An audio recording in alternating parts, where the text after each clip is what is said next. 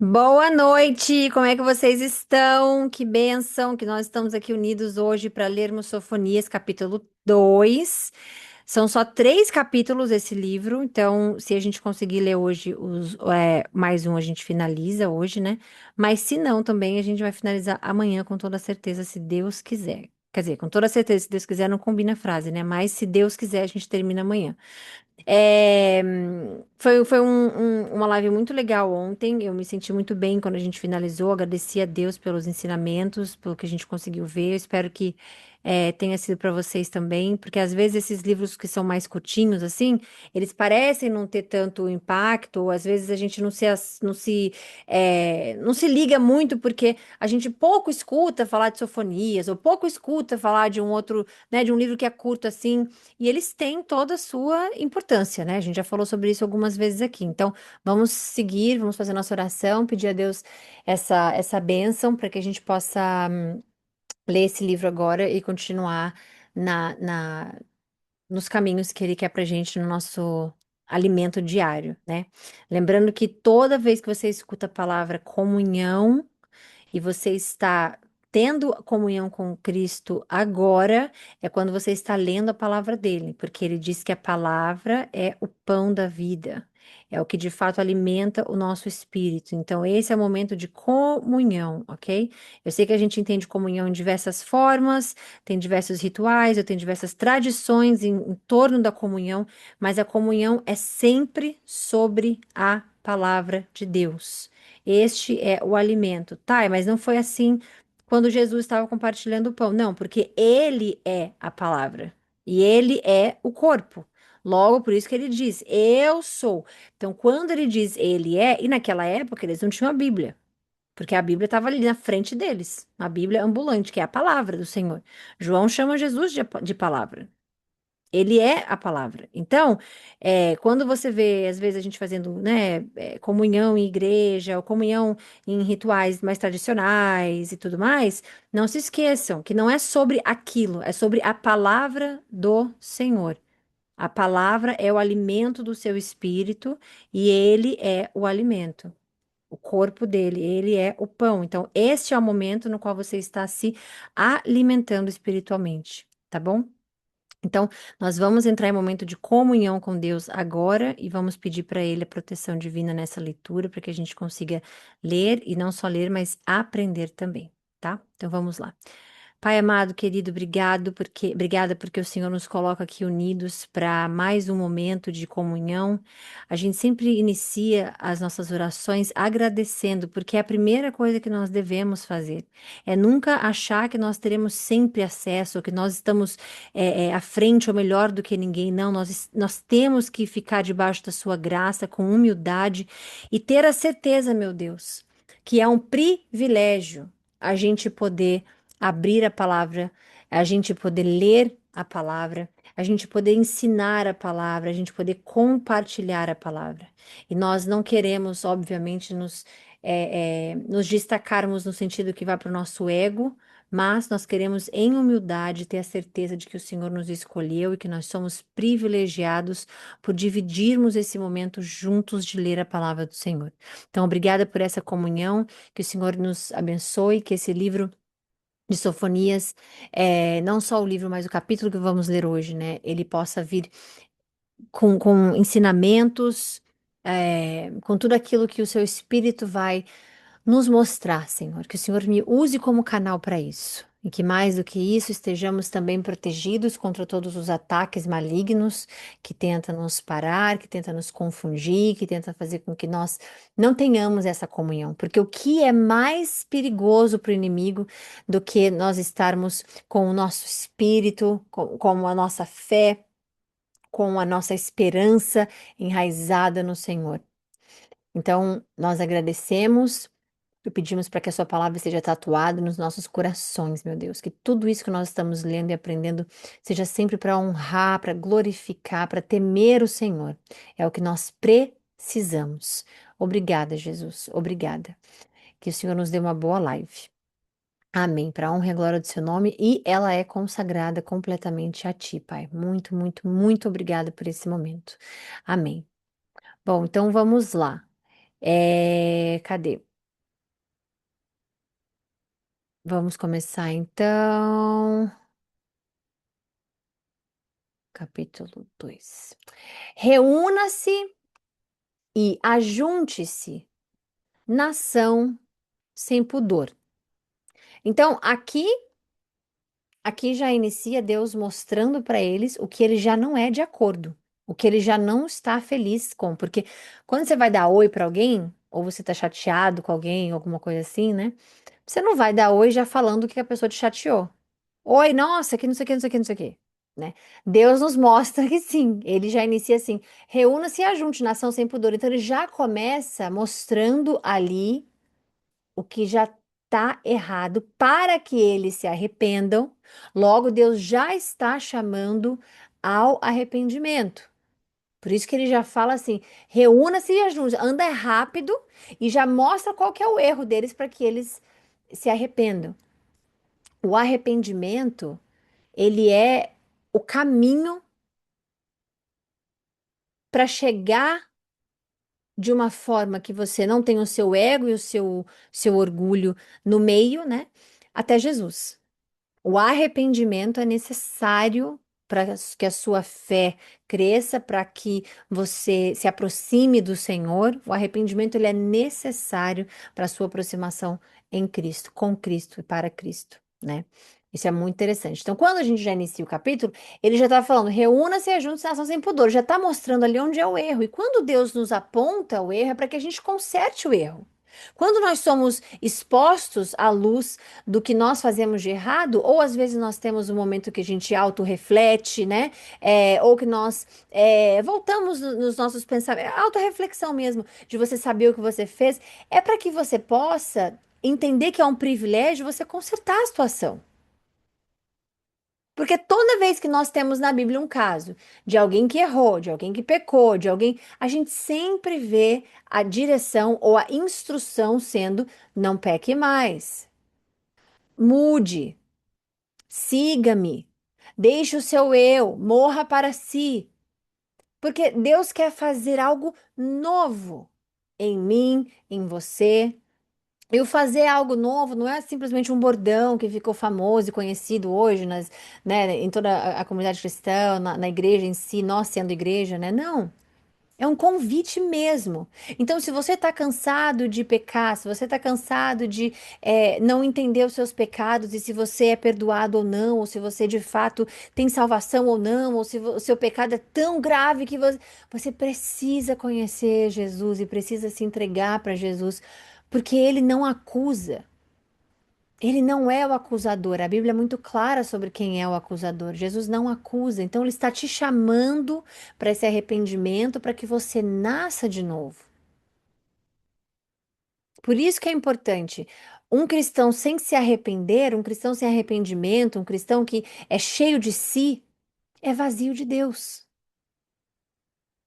É importante a gente colocar sempre ele em primeiro lugar. E tem uma oração que às vezes eu faço, ou começando aqui a live, ou eu mesma em casa, sozinha, enfim. Eu sempre falo, Senhor, que eu me aproxime mais do Senhor e me afaste mais de mim mesma.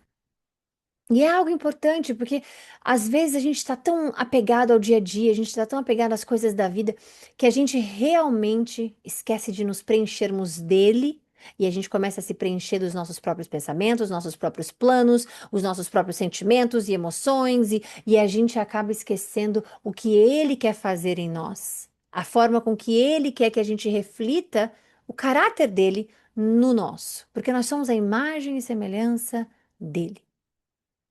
Ok? Então ele continua. Antes que chegue o tempo determinado e aquele dia passe como a palha, antes que venha sobre vocês a ira impetuosa do Senhor, antes que o dia da ira do Senhor se alcance. Então ele está dando uma instrução bem clara para eles e está dizendo para eles: olha, tem um tempo aí limitado para vocês. Antes, por isso que ele diz, antes que, porque ele está dizendo, vai chegar o dia e você tem a chance de se arrepender. Quando ele fala essa parte da palha, né, que passa como a palha, o dia passa como a palha, é uma, é como se tivesse um sentido figurado, mas mostrando que passa rápido, porque a palha é leve, então se tem um ventinho, ela já vai, né? E E ele mostra isso, que o juízo vai vir rápido, como a gente já leu no capítulo anterior, que já está para vir, está em breve chegando, como Deus repete ainda duas vezes. Então, é um capítulo importante porque a gente está voltando nessa coisa, né, de falar sobre o dia do Senhor, completamente escatológico em Apocalipse. Aí a gente vai ver de Apocalipse 6 ao 19. E a gente também está vendo que ele está mostrando que eles têm uma chance de se arrepender. Deus está chamando eles para o arrependimento completamente. Então, antes dele agir em juízo, ele está esperando que o arrependimento alcance a todos eles. Busquem o Senhor, todos vocês, os humildes da terra, vocês que fazem o que ele ordena. Busquem a justiça, busquem a humildade. Talvez vocês tenham abrigo no dia da ira do Senhor. Talvez. Aqui ele não está falando busque a salvação, ele está consertando as coisas que têm errado neles, né? Eles não entendem sobre salvação aqui ainda. Mas Deus está mostrando para eles, olha, busquem. E esse, gente, é um dos versículos mais importantes do livro inteiro. Porque aqui é o momento em que Deus está dando para eles a direção do que eles precisam ser feito, o próprio Pai dando a eles a instrução de como se salvar, né? Ele diz: talvez vocês tenham um abrigo no dia do Senhor, é onde Deus está se abrindo ali para eles, dizendo: olha, vocês vão poder se esconder. Lembra que a gente falou da palavra se esconder ontem, escondidos, né? E é essa palavra aqui que vocês lembram que a gente falou sobre o nome de Sofonias, significa o Senhor esconde, que não é esconder de fugir, mas é de proteção. Então aqui ele está dizendo que, olha, se vocês fizerem isso, talvez vocês tenham uma proteção, tenham um abrigo no Senhor, né? E esse talvez aqui, se eles fizerem isso, busquem, busquem. Se vocês buscarem, talvez vocês tenham um abrigo no Senhor. Por quê? A gente entende isso como um vir do arrebatamento, é como se fosse uma sombra do arrebatamento, do que estava para chegar, para a gente entender. Porque os justos, os justificados em Cristo, obviamente, os justificados em Deus, na crença, vão ser retirados, né? Ou preservados, dependendo de como a pessoa quer acreditar ou quer interpretar. Então, essas pessoas vão ser protegidas no arrebatamento. Nós, todos, né? Ele continua: juízo contra a Filístia. Agora aqui, outra parte. Gaza será abandonada. Iscalon ficará arruinada. Ao meio-dia, Asdod será banida e Ecrom será desraigada. Então, aqui é Gaza, Asquelon, Asdod, Ecrom, tudo que ele está falando eram as principais cidades filisteias. E os filisteus, que eram os quereteus, né, também, eles eram inimigo mor de Israel, né? Continuam ainda, mas vamos pular essa parte. É, is- é, e quando ele fala aqui, por exemplo, cadê? Peraí, ao meio-dia, é porque você não ataca no calor do meio-dia, né? Normalmente eles não tinham o costume em guerra assim de não atacar no calor do meio-dia. Mas Deus está mostrando para eles que o juízo vai vir de forma completamente inesperada. Então vai ser ao meio-dia, vai ser à tarde, vai ser. Quando você fala assim, ele vai vir ao meio-dia, você fala, como assim meio-dia? Meio-dia nada acontece. Mas é o que ele quer dizer, que pode acontecer ao meio-dia. Então Deus está mostrando para eles que vai ser inesperado.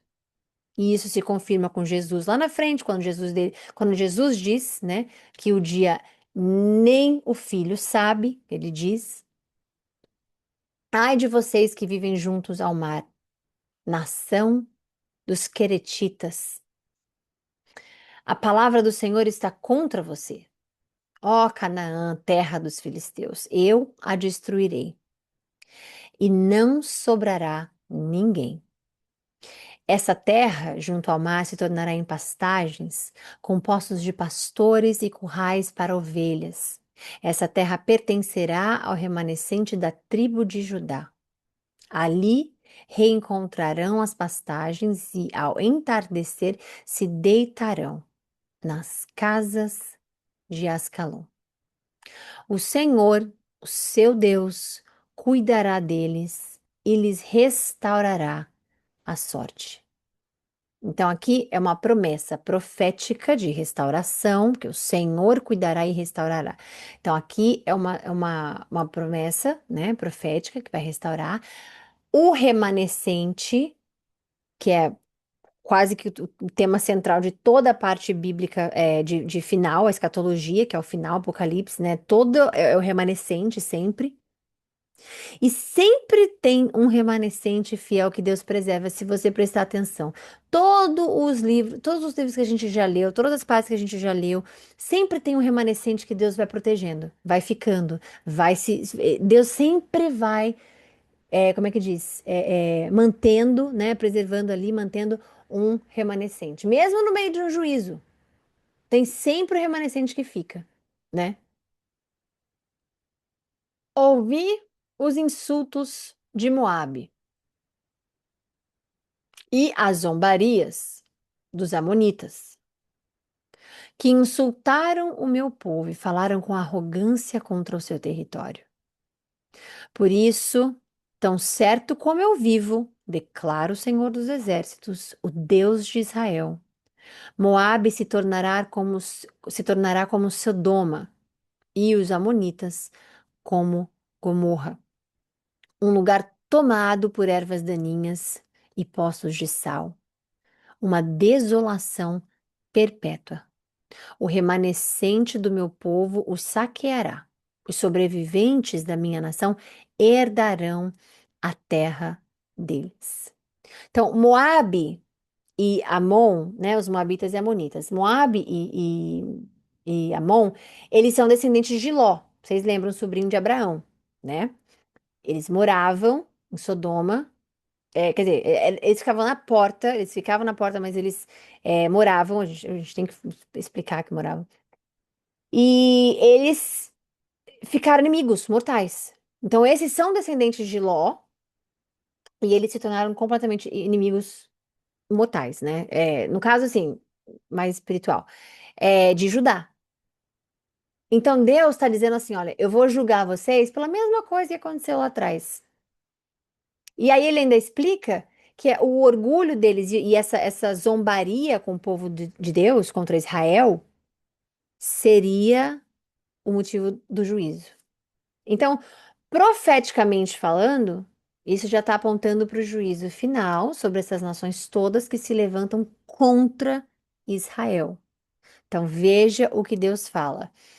Moab se torna como se não morro, lugar tomar mais bonita, e o porquê? Ele fala aqui, ó, por isso não como eu vivo, cadê? Que insultam o meu povo.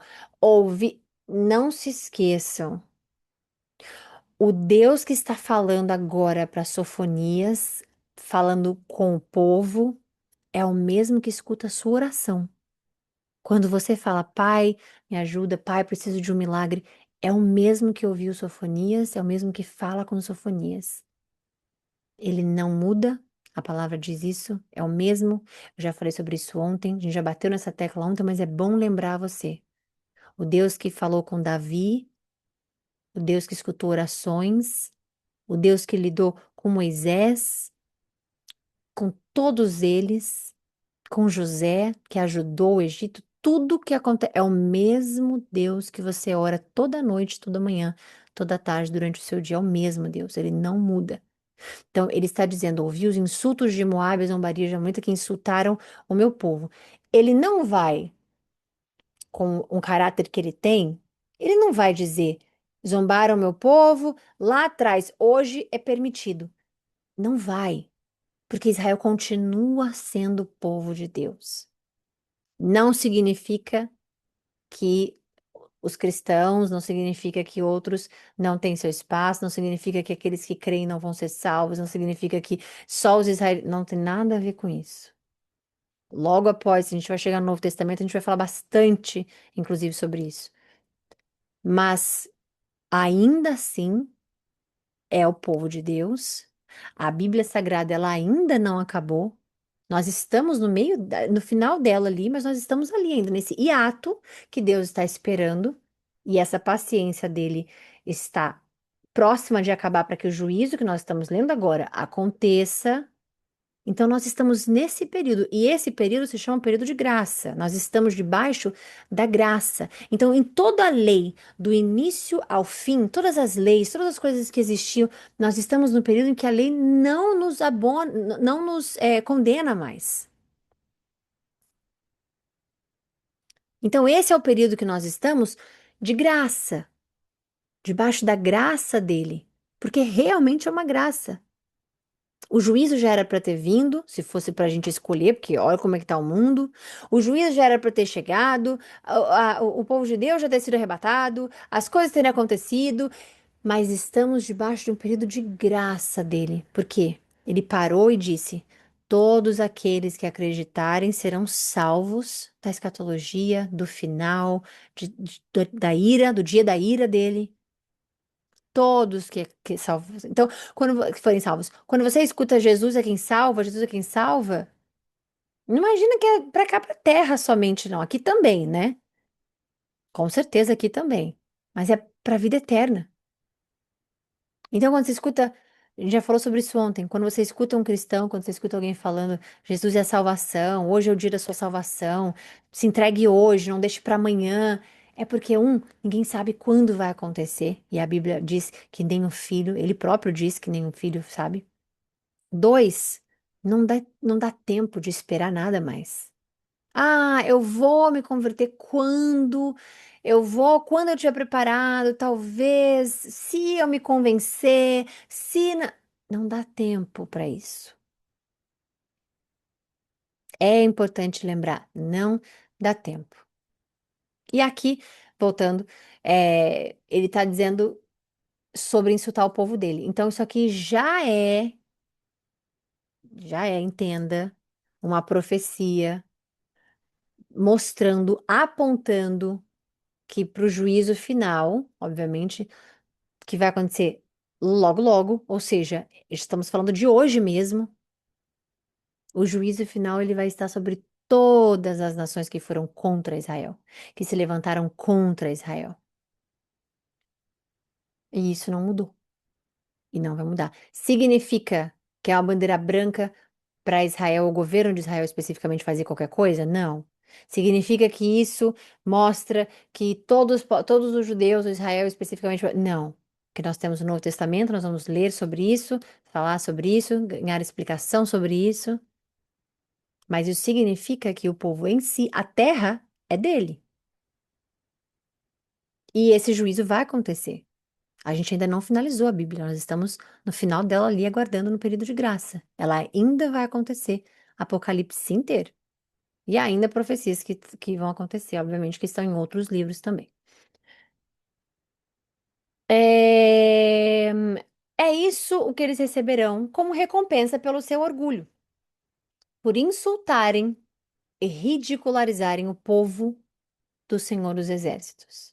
Ele está falando para Moab, os Moabitas e os Amonitas. Mas será que ele não está falando isso para Tayane? Será que ele não está falando isso para outras pessoas? Porque é o mesmo povo, não mudou nada. É a mesma terra, não mudou nada. É o mesmo Deus, não mudou nada. Então, tomar cuidado sobre aquilo que a gente fala, aquilo que a gente pensa e aquilo que a gente está profetizando sobre a terra do Senhor, sobre o povo do Senhor, lembrando que isso não é bandeira branca para comportamento que o próprio homem escolhe, que o próprio homem faz, que o governo faz, que coisas faz. Não é isso. É de um modo geral, a terra dele, o povo dele. E, obviamente, tudo que acontece, ele permite, já está sendo preparação para o que há de vir. O Senhor será terrível contra eles quando destruir todos os deuses da terra. Todos os deuses que vocês acreditam que existam hoje, que de fato existem hoje, todos serão destruídos. As nações de todo o mundo o adorarão, cada uma na sua própria terra. Ele é quem vai ser adorado. Todos os deuses, todos vão ser destruídos. Porque Deus ele vai julgar todas as religiões falsas. Sistema idolátrico, que a gente chama, né? E entenda, anotem isso no coração de vocês, todas as religiões iniciaram depois da Torre de Babel. A Torre de Babel foi feita para que os homens chegassem próximo a Deus. E é o que todas as outras religiões criadas dizem, que todos os caminhos levam a Deus. Tudo leva a Deus. A oração para isso leva a Deus. A crença disso leva a Deus. E eu tenho esse lugar de fala porque eu já passei por quase todas as religiões e eu sei exatamente que eu achava que tudo me levava para Deus. Esse foi o propósito da Torre de Babel, que eles chegassem até Deus, se aproximassem de Deus.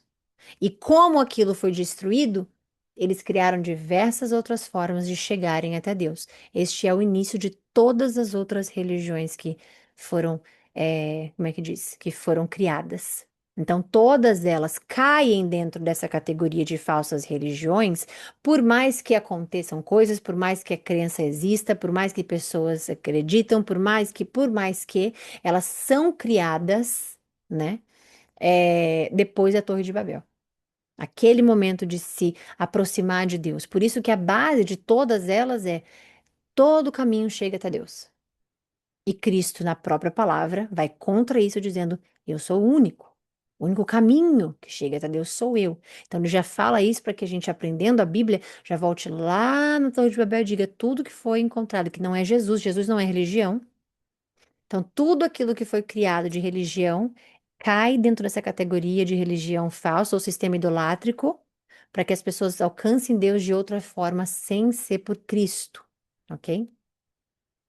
Então ele explica, né, que todos vão adorar ele e tudo mais, porque é todos do mundo, as nações todas do mundo, e acabou, ele vai destruir. Ele está mostrando muito claro aqui. Ele vai destruir todas as religiões, todas as idolatrias e todos vão acabar adorando a ele somente, ok? Vocês também, ó cuxitas, serão mortos pela minha espada. Os cuxitas, eles, né, de Cuxi, eles são a parte sul, e eles são hoje o que nós conhecemos como a Etiópia, né? O norte é a Assíria e Nínive, que nós também já lemos. O sul é a Etiópia. Então ele está falando para Cuxi nesse momento. Agora, o juízo contra a Síria. Não, desculpa, ele estenderá a sua mão contra o norte, a Síria e Nínive, deixando Nínive totalmente em ruínas. Nínive era a capital da Síria, como a gente já falou algumas vezes, e a Nínive tinha sido poupada. Não sei se vocês lembram, lá nos dias de Jonas. Vocês lembram que nós já lemos Jonas e já falamos sobre isso? Nínive foi completamente poupado lá atrás, só que agora vai ser destruída, o que já aconteceu, na verdade, né? Em 610, 12 anos antes de Cristo, Nínive foi destruída de fato, ok? Tão seca como o deserto. No meio dela se deitarão rebanhos e todo tipo de animais selvagens. Até a coruja do deserto e a coruja dos campos se empoleirarão do topo de suas colunas. Os seus gritos ecoarão pelas janelas, haverá entulho nas entradas e as vigas de cedro ficarão expostas. Esta é a cidade que exultava, vivendo despreocupada, que dizia consigo mesma: Eu e mais ninguém. Como se tornou um lugar desolado, uma toca de animais selvagens. Todos os que passam por ela zombam e gesticulam com as mãos. E por que que ele está falando isso especificamente? Porque toda vez que a pessoa fala, eu sou, né? Essa é uma expressão, inclusive, que é uma expressão bem blasfêmica, não sei se é uma palavra, mas é uma expressão de blasfema. É uma expressão blasfema, desculpa. É uma expressão blasfema. Eu sou, quando ele fala assim, ó, eu e mais ninguém, né? Por quê? Tá imitando o que Deus fala. Porque Deus fala, sou eu, não há outro além de mim, lembra? Eu sou, não há outro além de mim. Então, eles falavam, zombando de Deus, dizendo, eu e mais ninguém. Mais ninguém significa mais ninguém, é só ele. E o povo fazia isso, falava isso. É um descaso com Deus, né? Enfim, tudo isso vai acontecendo. E isso vai nos, como é que fala? Isso vai nos mostrando, gente, vai nos, peraí, perdi aqui, eu e mais ninguém. Isso vai nos mostrando muitas coisas que é importante para a gente aprender. O inimigo, Ele ama, o inimigo ele ama, eu vi aqui no grupo, aqui o, peraí, vocês falaram alguma coisa aqui no chatzinho. Eu sou o seu Deus, ele dizia sempre. É, exato. Eu sou o seu Deus, eu sou o seu Deus. Ou quando ele diz, não há outro além de mim. Que ele repetia, repetia, repete, repete, repete, repete, né? E a palavra, ela é viva, logo ele continua repetindo. Para quem vai ler pela primeira vez, ele vai continuar repetindo, só tem eu.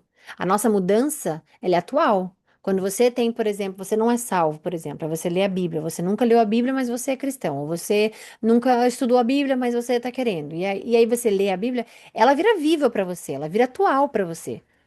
Então você vai ler ele dizendo, eu sou, não há outro além de mim. Você vai ver ele falando atual para você. E isso vai mudar a sua crença. E isso vai fazer você deixar para trás toda a idolatria. Tudo aquilo que você não tem com Deus de relacionamento. E isso é uma coisa importante porque tudo que o inimigo quer é usurpar Deus. Tudo. O que ele gosta mais de fazer é copiar Deus. Deus cria as coisas mais bonitas, ele vai lá e cria as coisas piores. Deus cria o poder de, sei lá, ele vai lá e cria outra coisa. Deus faz milagres, ele vai lá e faz, como é que fala? Ele performa também milagres, né? Não sei se eu posso falar a palavra milagre especificamente, mas ele vai lá e performa, esqueci a palavra, o termo que de fato é usado, mas enfim, maravilhas aos olhos, né? E isso acontece bastante, para que a gente não se esqueça que ele usurpa tudo que ele quer fazer, é imitar. Por isso que é importante a gente estar num relacionamento com Deus, no qual você tá, tô escutando, eu acho que é Deus. Não é achar, é orar. É pedir, é escutar, é abrir a palavra de Deus, é pedir direcionamento, porque muita coisa vai parecer que é de Deus e não é. Muita coisa vai ter resultado de como se fosse de Deus e não é. Então é importante abrir a Bíblia e dizer o que bate com a realidade que eu estou vivendo. Isso aqui é de Deus? Aquilo ali é de Deus? É assim que você sabe. Tem pessoas que acham que é só na base do misticismo. Vou ouvir Deus falando, eu vou ouvir Deus prometendo. Vai vir alguém e vai falar para mim, eu tenho uma profecia para você. Ou vai vir um líder e vai dizer, eu vi agora num sonho para você. O que pode? Deus fala de todas as formas que ele quiser. Mas para você saber se você está sendo enganado ou não, abra a Bíblia Sagrada. Aí você vai abrir e você vai dizer, isso não é bíblico. Então, mas parece que é de Deus, mas não é bíblico. Mas assim, tá tudo bem, né? Tantas coisas, nossa, tantas portas e tantas coisas que vêm acontecendo mas não é de Deus. Tanto é que muitas pessoas caem hoje nesse papo de que todas as religiões levam a Deus. E não é a Torre de Babel mais, acabou, foi destruída. Não é. Só quem leva a Deus é Jesus. Então, tudo aquilo que vai copiar, tudo aquilo que vai mostrar, parecer que é de Deus, não caia. Ah, mas é o que eu sinto. Mas a palavra diz para você guardar seu coração, porque ele é enganoso. Então não é como você se sente, não é sobre o que a gente sente. É o que é bíblico. E não tem nada melhor na vida do que a gente ter algo tão claro na nossa frente. É você pegar a sua Bíblia e dizer: Isso é bíblico. Porque a gente não tem a capacidade. Vocês sabem que existem igrejas, existem lugares que eles fazem. Não é só lavagem cerebral, mas eles fazem uma manobra neurológica que você vai acreditar que aquilo ali foi de Deus. E nada mais é do que um curso que você faz em como fazer a neurociência ter efeito na vida de uma pessoa. Então, não é sobre o que você está sentindo, é sobre o que é bíblico, é sobre o que a palavra diz.